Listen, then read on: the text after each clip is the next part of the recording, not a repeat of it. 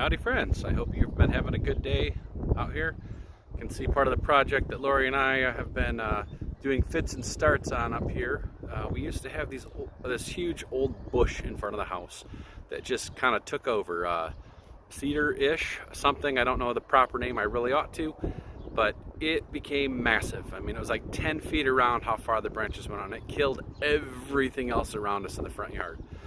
So we dug it up, chopped it all into bits. We built these beautiful cedar boxes that are about to get filled with dirt when the truck shows up. Let's see a little bit more of those up there. But it got me thinking about all of those things we fill ourselves with. In the ancient Hebrew scriptures and the Psalms and stuff especially, you hear a lot of things about people saying, "Do not let me, Lord, go down to the pit, to Sheol." This pit, this absence of God. And Jesus talked a lot about what we fill ourselves with. You know, if we bear good fruits and things like this, it's because we've had the good things that take care of us. Right now, these boxes are completely and utterly empty. Still have to put down some ground paper and all that fun stuff, but they're going to be filled with dirt, and they're going to be filled with vegetables and whatnot after that, which is good stuff. But it makes me think a lot about those holes we have in our life and the things that we fill them with that are less good. Depending on where you're at in your life, maybe it's with possessions, maybe it's with people or things. It gets kind of hard when you have that hole that gets filled completely up with junk, and you realize that it's junk and you want to get it out and you need to excavate.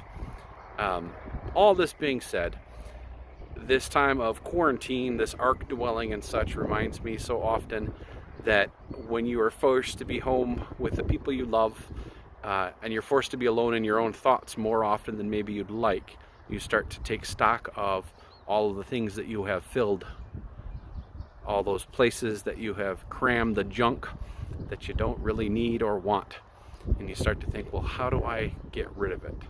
I'm sure some of you have been doing some spring cleaning and recognizing that Goodwill and the like are all closed right now and aren't taking donations. You may have a pile of boxes in your barn or wherever you store your piles of junk you don't want. But regardless, no matter what, there seems to always be this space, this missing place that causes us to look for something bigger than ourselves. That we want to take those empty places in our life and fill it with something meaningful and something that challenges us to be a little bit more, a little bit better, a little bit more like we were created to be. I would encourage you over these next couple days to start thinking about all of those pits, the places that you have crammed all your junk into, your closets, your basements, your attics, your barns, whatnot. And think about what are the things that would actually fulfill you? What are the things that would actually make your life better and make your life better for others? I hope you all have a delightful day, and hopefully this chilly, although sunny weather continues. See you soon, folks.